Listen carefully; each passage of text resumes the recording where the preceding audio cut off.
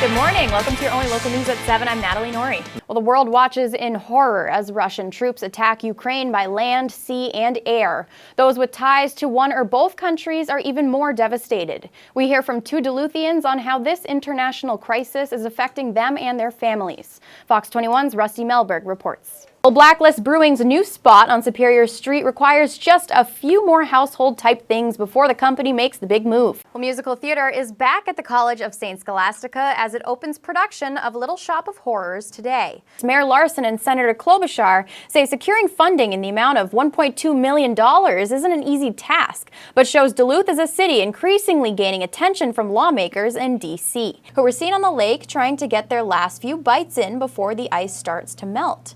Now, are we expecting the ice to melt anytime soon, Ken? Well, I mean, it's still early March, and so we'll see how much longer those anglers can get out on the lake. Yeah, I saw we had yesterday in your graphic maybe 66% ice coverage of Lake Superior. Was that it? Yeah, there's still quite a bit of ice out on the lake. And all right, well, before we go, we just have to take another moment here for Ken and Armand, sending you off on this St. Patrick's Day the right way. Here's a look back at our newscast on Tuesday morning. Come on, get in here. Trying to mock the leprechaun dance there. Look at the timing here. Look at that. Oh, not so good on the second one. You guys are so in sync.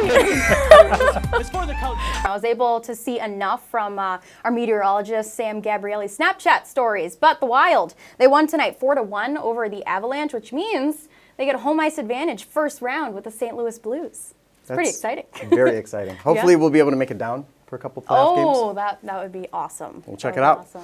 All right, that'll do it for us on this edition of Friday Night Frenzy. For Natalie Noury, I'm Sam Ali, and all of us here at Fox 21, have a great night. Ladies and gentlemen, the weekend. What better way to grow up as a hockey player than getting to do it outdoors anytime you want with some of your best friends? Well, one outdoor association continues to develop young hockey players and show others just how fun it can be. Doug Sutherland, a Minnesota Vikings legend and Superior native, has passed away. The UWS alum spent 10 seasons with the Vikings as part of the defensive line, better known as the Purple People Eaters. Sutherland was also known for his participation in many local initiatives involving the Vikings and in the Northland. The first ever Subway restaurant was opened in Bridgeport, Connecticut in 1965. Sam Ali's favorite restaurant. It's also the current residence of former UMD forward Kobe Bender.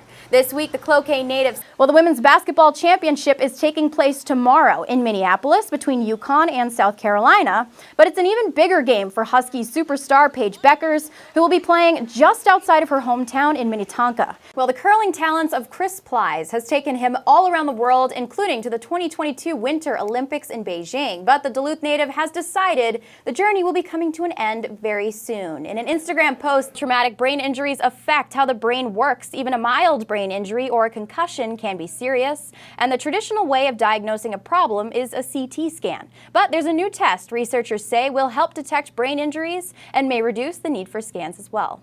But the aerial lift bridge was lit blue and yellow last night as well after an overwhelming stand Duluthians took over the last few days. Well, a new strain of the bird flu has finally made its way to the Midwest. The highly pathogenic avian influenza strain. President and other lawmakers stopped in Superior to talk about the funding that could come to the Twin Ports from his $1 trillion bipartisan infrastructure package. Funding that could go toward improving roads, bridges, broadband, and more. Fox 21's Armand Rahman reports. A recent proposal to scrap biannual time changes has sleep experts talking. The American Academy of Sleep Medicine. Celebrities are using their platforms to bring attention and donations to Ukraine, with events turning the focus on the situation to those pledging to get money where it's needed. The Lake Superior Lodge 9 Fraternal Order of Police held a fundraiser yesterday to support officers in the Northland. President Biden has delivered his first State of the Union address, a speech that was rewritten in recent days to reflect quickly changing events overseas.